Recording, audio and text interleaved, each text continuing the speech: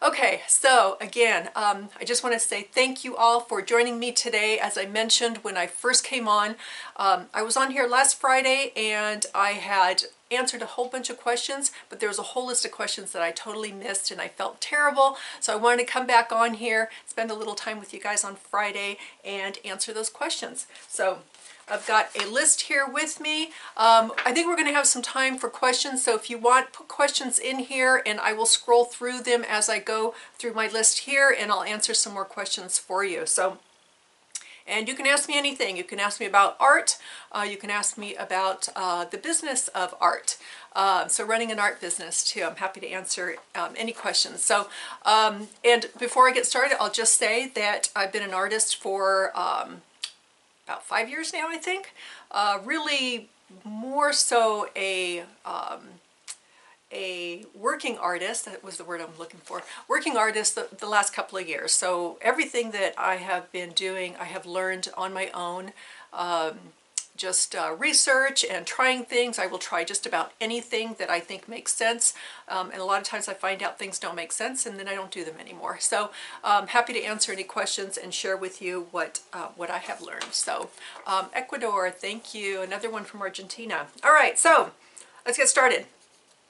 First question here from Gina is, I would love to learn about your art scarf process.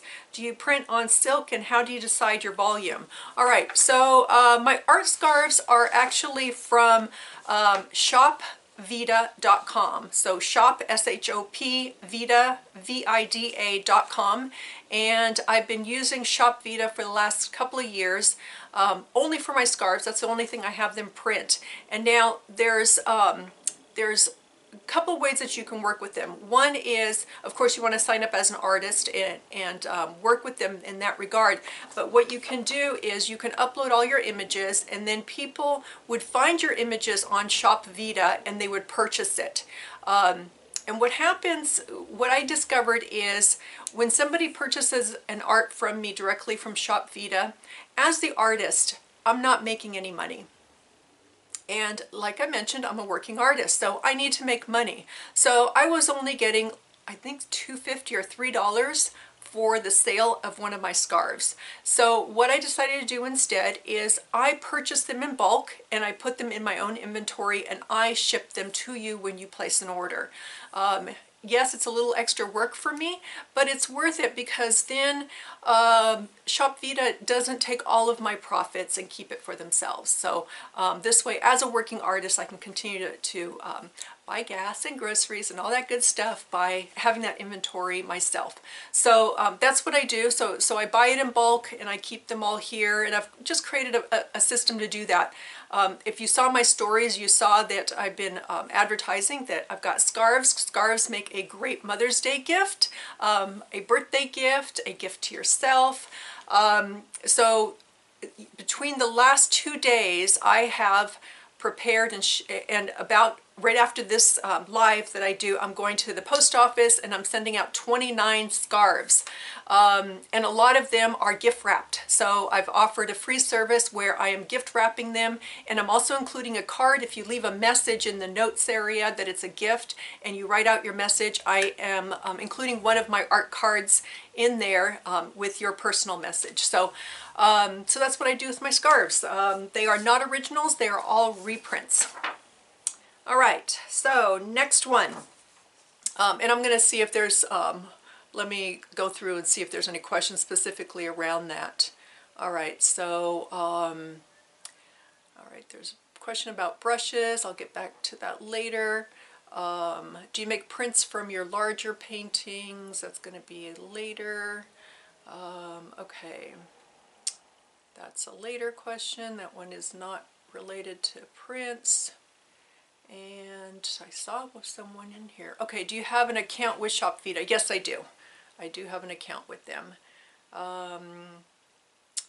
Send how we can buy one. Okay, so you can purchase one of my art scarves, if that's what you're asking, by just going to the link in my bio, and you'll go to my Linktree links, and in there, scroll down just a tiny bit, and it'll say purchase art scarves or something to that effect. Yes, I ship overseas. I think it's I want to say it's $15 for my art scarf to go overseas. $5 in the US, 10 to Canada. All right, where do you get your card printed in bulk? Oh, okay, so Doris is asking about the cards that I include with those orders for people who have a gift that they're trying to send out. I use Vistaprint. So I've been using Vistaprint for many years. I use them for my business cards, for my postcards, because I include postcards with my art on it that goes as a thank you note. And then regular cards. I don't resell my cards. I used to do that, but I chose not to do that anymore. So I just keep a handful on hand to send out when I need to. And then I use them also for my calendars every year. So really happy with the quality of their work, and I'm especially happy with their customer service, because if I ever have an issue, because you know, stuff happens and sometimes you don't get your order the way you expected it, or the print isn't quite the way you expected, they have always been so wonderful about taking care of that order for me and reprinting it, and 9 out of 10 times it is at no charge at all. Sometimes if I totally screwed up, then I let them know I screwed up. So Vistaprint.com. All right, so next question is, let's see, and I just want to make sure, okay, and the material of the scarves. You know, it's called modal. Modal, I don't know if I'm pronouncing that correctly. It's a beechwood fabric. It's all natural. But if you go to my website, when you follow that link in my bio and you go to the website, one of the pictures, so you'll see pictures of that particular scarf. One of the pictures shows you details about the specifics about that scarf. So go ahead and look for that there. All right, I think that answered, I think I got to all the questions about the scarf. Okay, let's go to the next one. How do you decide what price to put on your work? Okay, so I talked about pricing last week, where I talked about I create a spreadsheet. Oh, and for those of you that didn't catch last week's, or if you were here and you want to rewatch it, I put it up on my YouTube channel. So again, go to my link in bio, and it's actually the very first one in there. If you click on that, it'll take you to the recording from last Friday. So I talked about how I create a spreadsheet so that I could take the emotions out of pricing my work. How do I decide to price my work? So when I first started doing that several years ago, I looked at other artists and I was looking to see what they were pricing their work at. Was it similar to where I was as an artist, in terms of not necessarily years of experience, but also the quality or the type of work that I was putting out there. So I was looking at what others were doing and pricing it there. And I still look at that. I'll still say, okay, where am I relative to some other artists where I feel like I'm about at the same place as they are. I think for me, I need to raise my prices again next year. I didn't raise them this year. I did raise them last year. And that's because I'm growing as an artist. I'm getting better at my craft. My skills are getting better. So I need to, I guess, honor that and be respectful of that, and then continue to increase my prices. So, all right, so that's how I did it. All right, let's go to the next one. Where'd you get the inspiration? So I may have talked about this last week, but I don't recall specifically. My inspiration comes from Fields of Flowers, and more specifically, when I was in Croatia in 2018, in the spring of 2018, I was visiting my parents, and there are wildflowers in bloom everywhere. My mom loves to pick wildflowers, and so she would pick them, make these little bouquets. Whoops, lost my paper there. Make these little bouquets, and then we would have these bouquets all over the house. And it was there that I realized that I was painting these bouquets and these fields of flowers that we were seeing. And so that is where my inspiration comes from. Let me grab this paper I dropped. All right, here we go. All right, let me double check, see if there's any questions here that I can, that is, all right. It is, modal is M-O-D-A-L, I think, the type of fabric. Sorry, I should have, I don't have anything with me. If I was at my desk, I would have that for you. All right, let's go on to the next question, and that is, all right, oh, what does the back side of one of your paintings that is going to be sent out look like? Do you tape off your paintings or not worry about it? And I can't read what name that is because Amargo, I guess. Okay, so I brought a few paintings with me. So I've got these. These are on paper. They're 17 by 14. There are 4 of them here. I did a series of 4, and I'll show you the back side. So here's the back of one of them. I have to move back a bit. So you can see there's a little bit of black paint on the back, a little bit back here, which is no big deal. The other thing you can see is, and hopefully that's not backwards to you like it is to me, but I like to put my title, my signature, again, I sign on the front and the back, and then I put the month and the year, the location, because sometimes I paint in Croatia, so I put Croatia if I painted it there, and then it's got my website information. And then again, I do sign on the front as well. So I do like, personally, I like it when there's paint on the back, because it tells me that that is an authentic piece and it is not a reproduction. So these aren't too bad because these were taped up on the wall when I was creating them. Here's somewhere where some leaked to the back side. So I personally like them with paint on the back. Now here's some smaller ones. See, and these have a little bit of paint. This one definitely a lot more paint. These sit on my desktop, so they tend to get moved around and get into that paint a lot more. And then here's a couple of small ones, and this one's just got some paint up here. This one, surprisingly, doesn't have too much, just a little bit. So for me, I don't mind it having some paint on the back. There was one that I did that, here, let me show you. Let me grab it right here. This is an example. There's a painting that I created and I sold. It was a 9 by 12, and on the back side it had something similar to this. And I thought, oh my goodness, this person is going to think I'm crazy. But she loved it. She loved that there was this palette. I was putting out palette colors. I was mixing colors and putting them out, and she just loved that that was on the back of her painting. So yeah, and here's, I'm going to paint over this side, so you can see I already kind of started doing some stuff on it. All right, so hopefully I answered your questions there. All right, let me go on to the next one. All right, do you use opaque or transparent paint? The answer is yes, I use both. So a lot of you guys know that I love my Nova color paints. And by the way, just so I don't forget, they are shipping right now. I emailed them, got an email back. I don't know if I mentioned that last week. They're shipping for orders $40 or more, US and Canada only. They don't ship overseas. And on their website it says that they're closed, but they are not closed. I think they've got limited staff is what I'm thinking. So they are processing orders. But $40 or more. This small one is, I love this size, it's the 4-ounce size. And then there's larger, which is the pint. And then I also have quart, but not here. I have them in my studio in downtown San Jose. All right, so here's an example of Indian yellow that is transparent. So transparent meaning that when I put it on, I can see anything underneath. And actually, if you go to my Instagram, IGTV, I did a thing on all of these paints, transparent, translucent, and opaque. So here's phthalo turquoise, which is my favorite. This one is opaque.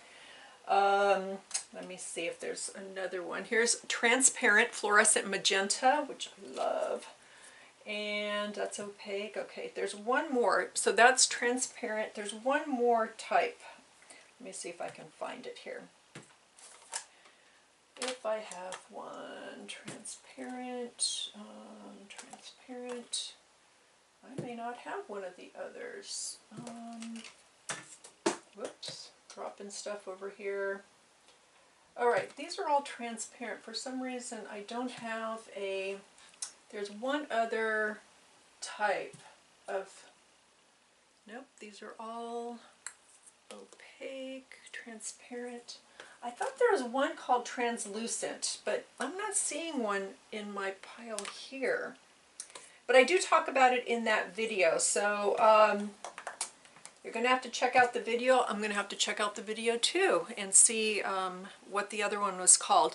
But I use a variety of them, and I really don't use them because it's opaque or because it's transparent. I use it primarily because I love the color. And for a lot of my work that I do, I always mix white in with whatever color I'm using. That's just something that I love to do, and my white is gesso. I love to use gesso. So again, to me it doesn't matter if they're opaque or transparent. I just know, you know, when I'm using them, I know I need to use them a little bit differently, maybe add a little more white, or maybe if it's transparent, maybe I'll add some red to this. All right, my video was not connected there for a moment, so I am back. So what I was saying is, like, if it's really transparent, I might add some red to it that's opaque to make it a bit more opaque. All right, hopefully that answers the question there. All right. All right, I'm reconnecting. I don't know why I'm unconnected. I'm having issues here even though I'm connected to my Wi-Fi. All right, so let's go to the next one. All right, so Nancy says, do you dream art? I have had dreams of shapes and colors, kind of working out composition. Just wondering if this is a shared experience because it's awesome. Yes, sometimes I do dream about painting and creating and, you know, bits and pieces of wonderful dreams. So yeah, I think we all do when we really get involved in our art, and it seeps into our subconscious and comes out in our dreams. All right, let's go to the next one. Sharon asks, did you study art somewhere or you learned by yourself, and at what age did you start painting? So I started painting just before my 50th birthday. I am now 56 or 57, I don't remember. I think I'll be 57 in October. I just don't keep track, so I usually have to ask my daughter. And I did not go to art school. I learned through taking workshops with artists that I really liked and learning through them, and then incorporating something that I learned from them into my own work to create my own style. And that took a long time. That took years for me to get there. So, but it's something that I have enjoyed, and I continue to enjoy it. I would like to take a workshop this year, and I was supposed to be teaching a lot of workshops this year across the U.S., and I think that's going to kind of mess up my schedule for this year. But I tried to take at least one workshop a year where I am learning, and this year it might end up being an online workshop. All right, next one is, let's see, Art Attack by June asks, do I always have to coat my canvas with gesso? She says, I have canvases from More, and I'm not familiar with that brand, but I purchase canvases that are already gessoed. They're pre-gessoed. Yes, I could probably throw on another layer of gesso, but I feel like it's got enough on there that I can get started. These are not raw canvases, and the way you can tell is, you know, if you look at the front of the canvas, I'm trying to think if I've got one here other than I've got a really large 40 by 40 over here, but too large to bring over here. So if you look at the front of it, it's going to look very white. If you flip it over to the back, it's going to kind of look beige, kind of cream or off-white color. So you could tell the back side is not gessoed and the front is gessoed. I prefer to purchase them gessoed so that I'm ready to go. I prefer to paint rather than to be prepping canvases. All right, so let's see. Mary with an I says, this may sound a bit silly, but would you ever consider having jigsaw puzzles made of your work? Being at home, this is such a great way for families to come together. I found my tween daughter with anxiety seems to really relax and talk to me if I pull out a puzzle. And I love working on puzzles from paintings, especially those with layers and texture. Yours would be fantastic. Maybe limited edition. Well, thank you, Mary with an I. I agree. I love puzzles. I've already done, I think, 4 of them since we've been doing shelter in place, and I can spend hours and hours. Actually, one day I spent like an entire Saturday working on a puzzle and I got it done.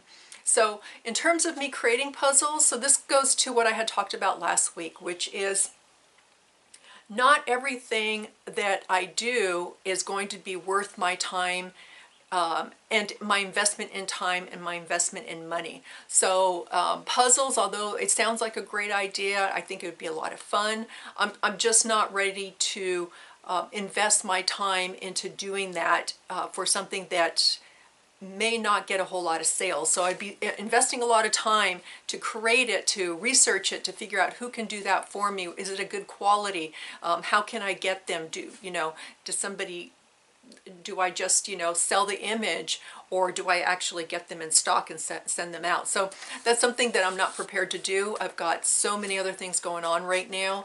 I work more than 8 hours a day. I would say I probably work closer to 10 hours a day, whether that's on my business or on my business and painting that same day. So I really have to kind of pick and choose where I want to invest my time. And although I would love my own jigsaw puzzle to do, which would be so cool with my art on it, it's just not an area that I'm ready to make an investment in at this time. But great question, thank you. All right, I've got one more here, and then I'm going to go through and look at your questions there. So let's see. Star Painter for You asks, how long have you had your Instagram account? Did you have a special way to get to 98,000 followers? I forget this person's name, but he just messaged me if that's the right person. Okay, so I started my account in 2016. March 24th, my sister's birthday. March 24th, 2016 is when I started it. The first year, I was trying to figure it out, trying to, kind of get into a routine of posting regularly. Back then, they didn't have stories. And also, you could only post square images. So Instagram has come a long way in the last couple of years. So that first year, I don't recall how many people I got, but I think like in a year and a half, I grew it up to 10,000. So I was very excited about that. And then, so that takes me up to like late 2017, 2018. It just started growing. Then it would quickly get up to 20,000. And I was learning a lot during that process. So I am a constant learner. I am always trying to figure out something. Even today, I still Google, top things to do on Instagram or best Instagram hashes to use. I'm constantly learning every single day. I'm always researching something, trying to figure something out. So I was spending a lot of time, I was following Subi Zimmerman, who is hashtag the Instagram expert. She's fabulous. She's got a ton of YouTube videos. You got to check her out. She's very generous in her knowledge, but she also has a number of paid programs that are great as well. And I signed up for a couple of those, and I learned some things that way. So that's one way. Another way was just learning,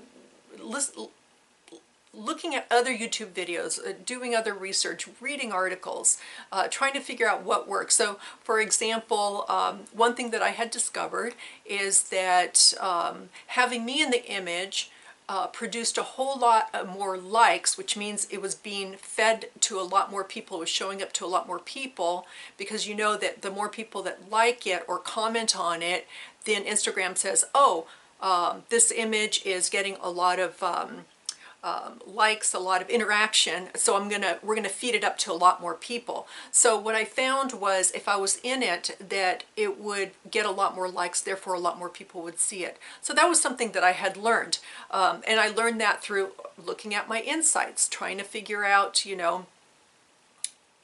which ones are getting more likes and comments, and figuring out how to do that more and more often. Now, my Instagram feed, I know a lot of Instagram experts will say, you know, you need to curate your feed. You got to make it look presentable and nice. And, you know, I'll be honest with you, I don't do that. I present to you what I'm working on that day. I'm very much a in-the-moment person. So there was a time where I signed up for Planoly. It's a tool so that you can plan out what posts you're going to do like for a whole week. And what I discovered, even though I paid for that feature, that program for a whole year, I didn't use it because what I discovered about myself was I want to share with you what I'm doing right now, what I'm doing today. I don't want to do something today, and I don't want to, you know, create these today and then tell you in 5 days about them. I am very much, you know, this is what I worked on today. I'm excited about it today. I want to share it with you today and show you what I'm doing. So curating my feed doesn't work for me. I like to put out there, you know, what I'm doing. Now, there was a time where I tried to do quotes on occasion or flowers. I've been really bad about I haven't been doing those at all. Maybe it'd be nice. It helps break up your feed a bit and it looks a little bit nicer. The other thing that I did was when stories came about, I started doing stories. So stories is a great place for people to get to know you as an artist. So we want to know who you are. What are you up to? What do you like? What do you don't like? What are you doing during the day that maybe when you're not doing art? Or what art are you working on? You know, I want you to peek over my shoulder and I want you to see what I'm doing. So I started doing a lot more of that, and you're going to discover you've got a whole group of people who love stories and a whole group of people who love feeds. They're not necessarily in both areas. Plus, if they're following hundreds and hundreds of people, and some people are following thousands of people, the chances of your one post showing up in their feed is so low. So find a way to get to them another, you know, a different way. So posting in stories is a great way to do that. And post throughout the day, because each time you post, that circle of you and your face is going to move, it's going to slide to the front, and it's going to be first there for them to see when they get onto Instagram. So if you post throughout the day, more chances of people seeing you because you're going to keep getting pushed to the front. The other thing that I did was, that really helped a lot was when IGTV started happening, I started doing some IGTV as well. Now, I haven't done any in a couple of months or more, and I keep thinking I really like to do that. My biggest issue, I think, is my camera. It's getting old. It's a Galaxy S7, and I have no storage capacity on it whatsoever, so I can't save this recording today of this live. However, I've got, and you can't see that, but right behind you there, I've got my camera rolling so I can upload this to YouTube later. So those are some things that I did. You know, using all the features that are available on Instagram so that you can grow your following. One of the best ways that I found was, you know, we're all human beings and we all want to relate to somebody else. We want to understand them and we want to connect with them. And that is so key. So don't be afraid to talk about yourself. Talk about what you like, what you know, what's working for you, what your challenges are. Those make you all much more human and much more approachable, and just it's just a whole nother way of connecting to you. So I think those are really key things. So hopefully I answered the question there about how I got up to that many followers, and I'm really excited. You know, I never thought that I would get up to, I'm at 99,000 followers right now as of this recording. And honestly, if you asked me a few years ago, there was no way, because I got kind of late onto the Instagram bandwagon. Everybody was doing it, and I finally got on there. My daughter was showing me how to use it, and then I just started, like I said, learning a lot, researching, trying to figure it out. If you go to my, you have to get to my website because I don't have a link in my bio, but if you get to my website and you go to, shoot, now I can't remember. It's under one of my subheadings, and it might be under contact or about. There is a link on top 10 things to do on Instagram that has helped me over the years. So I did put that list together. So you got to get over to my website to get access to that. If you're watching it on YouTube, I will include a link to it in the show notes. All right, so let's do this now. Hopefully I answered that question. I'm going to flip through here now. Oops, I think I missed a whole bunch of questions. You know, sometimes this thing doesn't scroll. Hi, Pat. Hey, were you guys on Pat's call earlier? She was doing live earlier, and she had a guest on there, Linda, that does fabric. I'm not using the right term, but fabric arts, and it was so cool. And I love fabric, and wow, that's a whole area I can get into. So nice to see you here, Pat. And so Pat and I are going to, Pat Butinsky and I are going to be live next Wednesday. And we're going to, most likely, Pat and I haven't worked out the details, but I think we're going to be talking art in terms of creating art, making art, tools, supplies, things of that nature. So look for that for next week. I'll post about it, and I know Pat will as well. All right, so let me do this. Let me, all right, I'm going to scroll to the top. Bear with me here a moment, and let me go to the top, and then I'm going to work my way down on questions that I didn't answer before. So let's go through here, and let me find the first one that came through. Scroll down a little bit more. Hang on, I'm getting there. There was lots of hellos and where you guys were from. So let me get through that. And okay, best way to promote and market your art. Okay, and that was from Studio Piamin. All right, so wow, that's a huge topic. I would say best way to do it, if I was to just give you a couple of things to promote and market your art, social media, take advantage of social media, especially today with the pandemic going on. Everybody's on social media. So up your game on social media, post a little bit more frequently, engage people a bit more frequently. One thing that I started doing several weeks ago, a month ago, when the whole thing, when lockdown happened, was on my personal Facebook page, I was just posting art that I created last year, the year before, just with a message. Have a great day, or, you know, here's a bit of sunshine for you today. Not selling anything, not promoting anything, but I guess in a sense quietly promoting myself, because I was serving up images of my artwork so that people can see it. I usually don't post a whole lot on my personal page. I used to, and then I stopped for a while, and now I'm starting to do it more regularly, but more spending more time just posting images and just wishing everybody a wonderful day, to stay safe, to be well. So that's one way to do it. On my business Facebook page, I post every day, at least once a day, and there again I'm posting images of work maybe that I've done in the past, but I'm also then putting in there images of work that is available. So it's kind of I'm with a platform called Art Storefronts, and they are fabulous, not only in terms of my website, but also on the marketing side. And one thing that they talk about is romancing your clients and your customers. And what that means is that you're spending more time just showing your art, talking about your art, and not selling. You're not directly selling.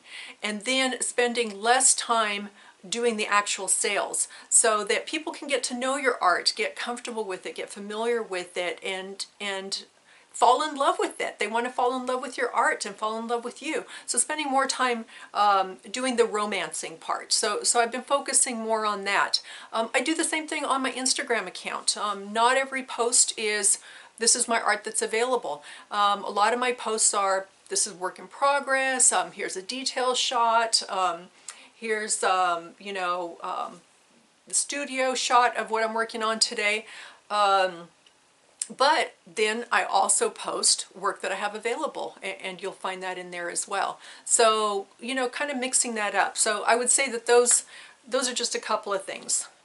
All right, let me go down further. Okay, question. Whoops. Okay, it says, this is from Amy. After you decided on your style, have you missed wanting to paint other things? Good question, Amy. Yes and no. Mostly no. I really, really love my style of painting, because it flows out of me. It's very natural for me to paint that way, and I really enjoy that. But yeah, sometimes I might shake it up, like maybe you guys saw some of the flowers that I did recently. I'll be posting another one that's even more abstracted flowers. So it's a little bit different, but yeah, there's a lot of stuff that I look at on Instagram and say, oh my God, I love that style. I should try that. What happens is by the time I get to the studio, I don't try it. I go back to, I'm inspired by it. I'm excited because it gets me excited to want to paint. But when I get to my studio, I paint the way that I like to paint. But that's always changing ever so slightly, little by little. I'm getting better and better at my craft. So I would say that, yeah, I am doing things a little bit differently, but not hugely. All right, let me go down. What do you mount paper on? All right, so when I create art on paper, I do not mount it on wood like a lot of people do. Some people even mount it on canvas. I sell it as is, and I'm like these ones here, I didn't bring it out with me, but I have matting for these. So I either sell them, a lot of my 9x12s I sell just the artwork itself, and I include a piece of paper with some suggestions on how to finish it. And one of the things that I do recommend is matting and putting it under glass. Mounting it on wood is an option as well, and if you're an artist, you could probably do that yourself, or you can go to your local framing shop and have them do that for you. All right, let me move down. Brushes, do you use Bristol or synthetic? I use mostly synthetic, so and I use the cheap ones, and I don't have a whole lot here because most of them are in my studio in downtown, but I do like the just inexpensive brushes because I really beat up my brushes a lot. And here's, you can see, doesn't that look lovely? It does to me. So yes, I use the inexpensive ones. All right, do you make prints from your larger paintings? So I do have a number of prints on my website. Not every piece of art that I create is uploaded to be a print, because there's a long process I have to go through to create a quality print. So a quality image that is really a large, 500 megabyte size images. So there's a whole process to go through, so I don't do that for all of them. It depends. I don't make them very large because it depends on the quality of the image that I got. If I can't get a really good quality image of the artwork, then I can only go up to a certain size, and most of mine go up to about 20 by 20 because that's where I feel most comfortable that you're going to get the best image from a print. All right, let's go on. Let's see, do you want to know what you use to seal water-soluble mark making with? Okay, so I talked about this last week, and let's see, okay. I like to use this one's empty, but workable fixative. So, and I have a link to my favorite art supplies in my link in bio as well, and you'll find that on that list. So I like to spray it first, and then I use a liquid varnish, which is Liquitex varnish. And I use all three at various times. So matte, satin, and gloss. Depends on the artwork. All right. All right, Tara, thanks for answering the question. Would love one of your classes. All right, so yes, I'd love for you to join me in one of my workshops. Join my email list if you want to know about workshops, because I always send out information to my email list first. They get first dibs, and then it goes out to social media. So again, you'll find the link in the bio. All right, let's go through. Okay, I already answered a few of these. I do need to put my glasses back on. Let's see. Okay. What are other ways to make money? Wow, that's probably a pretty pretty wide question there. Okay, so so the way that I make money as an artist is I sell my artwork, I sell originals, I sell prints, but not a whole lot of them, but I do sell prints. The scarves that I talked about earlier today, I sell those, and then I also teach. So I'm teaching workshops, and that's another way that I bring in, helps pay for my bills. So I am trying to work on an online class, and I'm procrastinating. I know I can do it. If you guys have been to my YouTube channel, you know that I do a lot of teaching on YouTube. So I'm trying to put together like my whole full weekend workshop that I normally do into a online workshop. So I am working on that, and that would be another source of income for me. The other things that I do is that on YouTube I am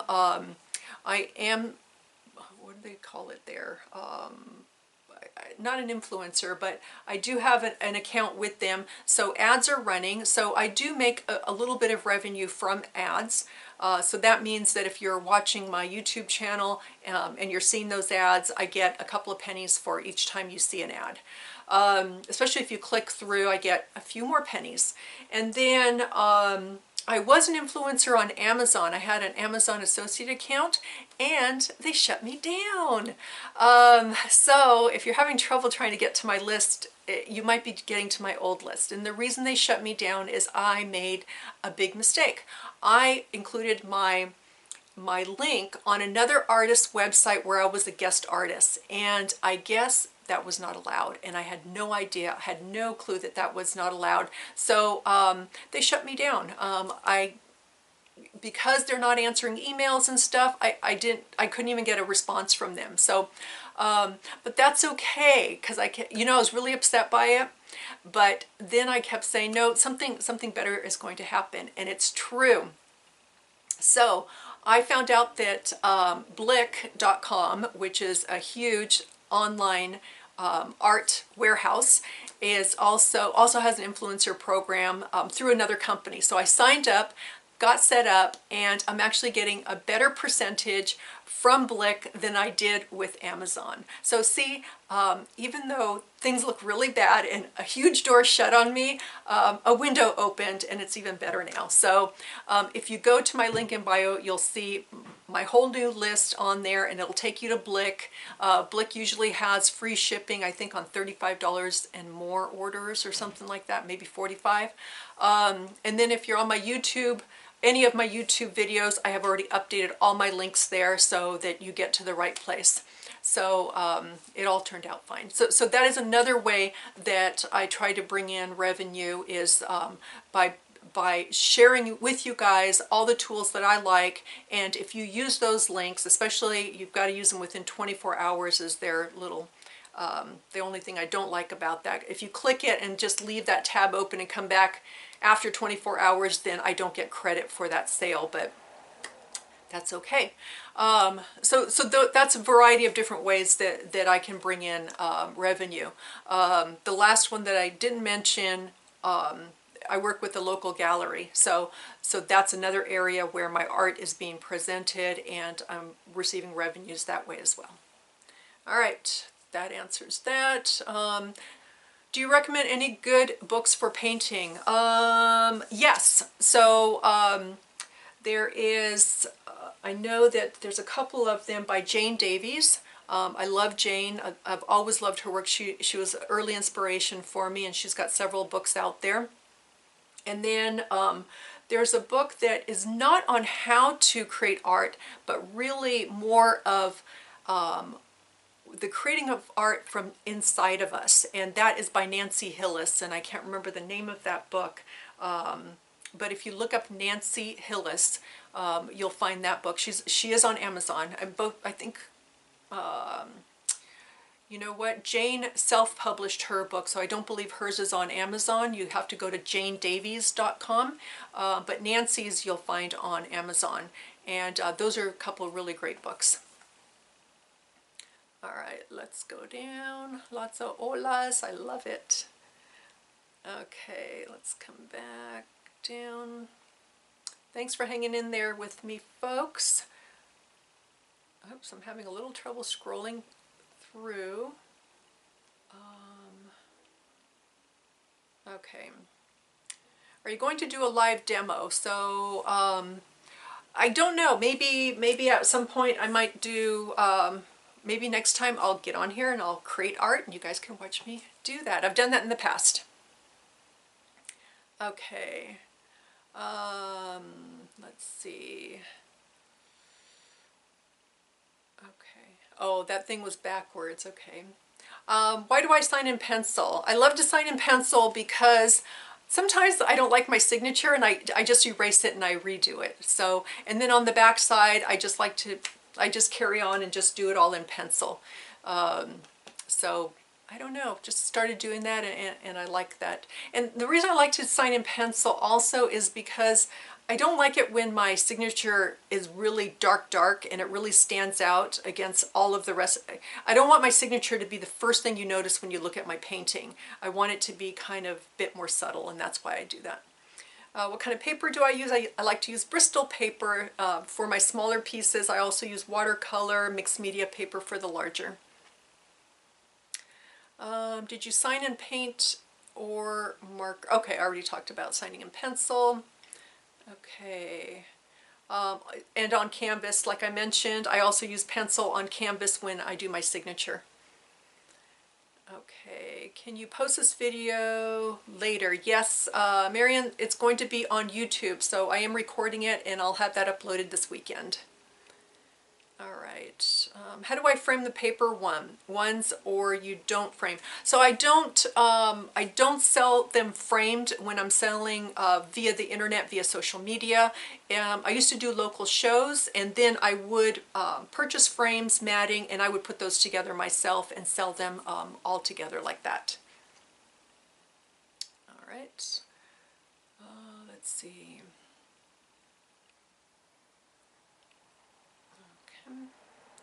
Going through here. Is the big piece behind you available? The big piece behind me is my painting wall, and this is plastic. So yeah, it's available for me to leave up there.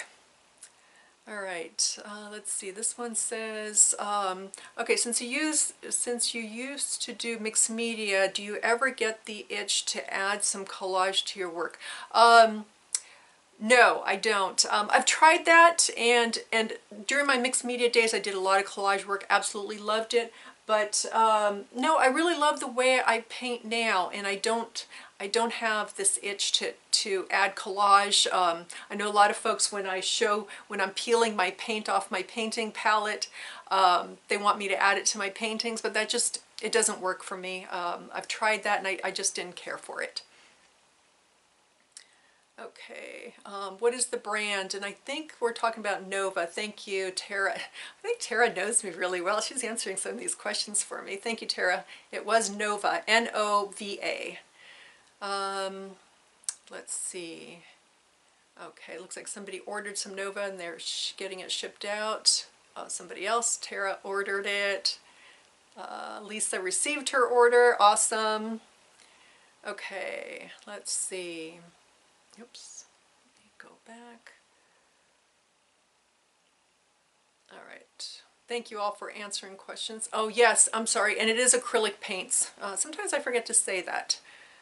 All right, Lisa's got 40 different colors. She loves them. Awesome. Okay.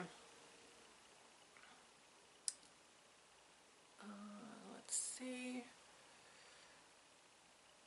Thank you for hanging in there as I try to go through here. All right.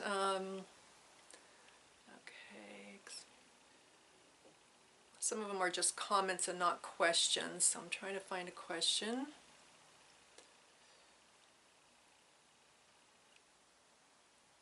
Okay. All right, so how do you decide your color scheme and the colors you choose to paint with? So for me, it's really an emotional thing. It's whatever I feel like that day.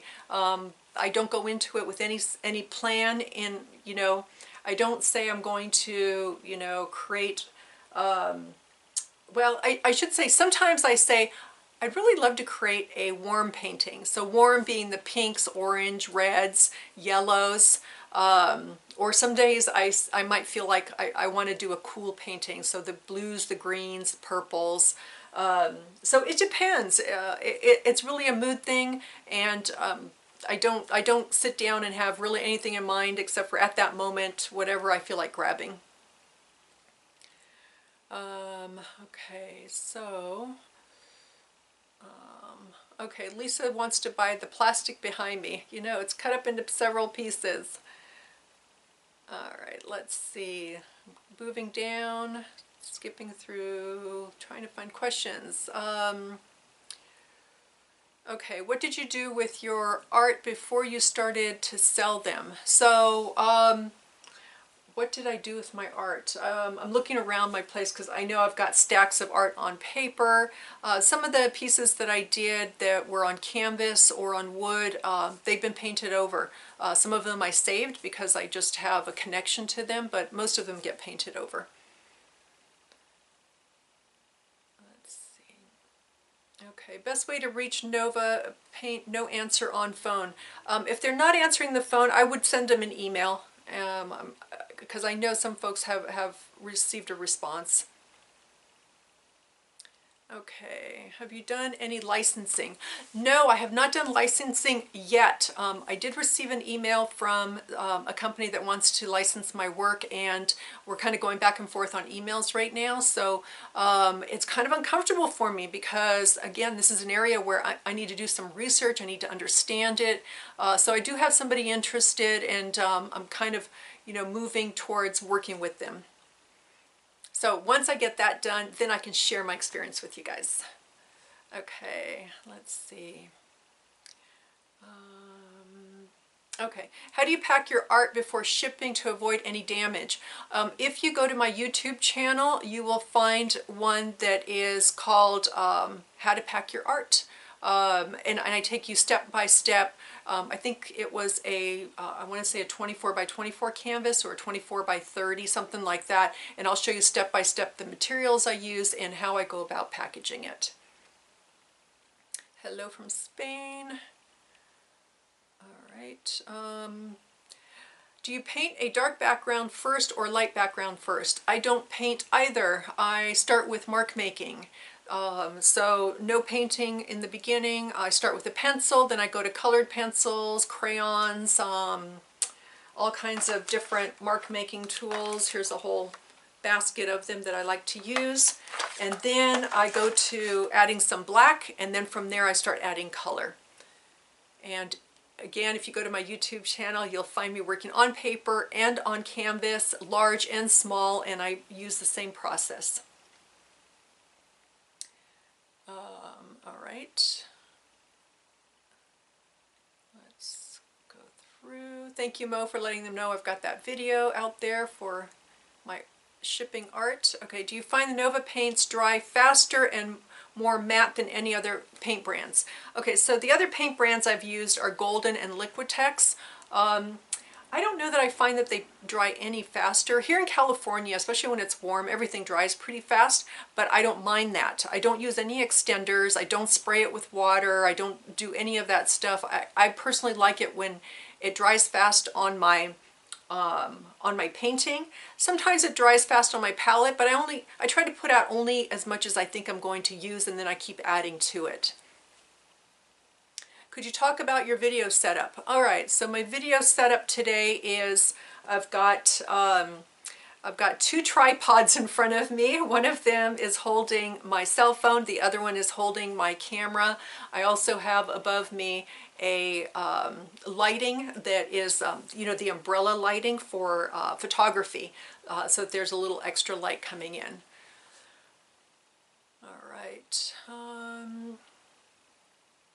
we doing on time? Okay, somebody tell me what time it is because I can't do it on my phone and I don't have anything else here with me. And Instagram only allows you to talk for an hour live, so I don't want to get cut off. All right, let's go through. All right, oh, Russia is in the house too. Okay, some of these I already answered. Okay, I noticed you may have I noticed you may have many certifications on your website at the bottom of your page. What are those?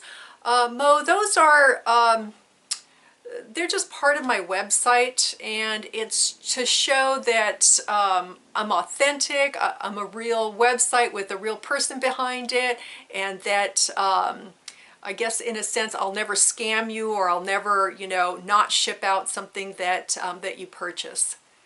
All right, I have 27 seconds remaining. I just got a notice up here. All right, so I'm sorry I'm not going to get through everybody's stuff, but I want to thank everyone for being here today, and I'm going to post this on YouTube, so if you want to watch it there, that would be great, and I'll do a reminder on Instagram. All right, you guys have a fabulous weekend. Stay safe. All right.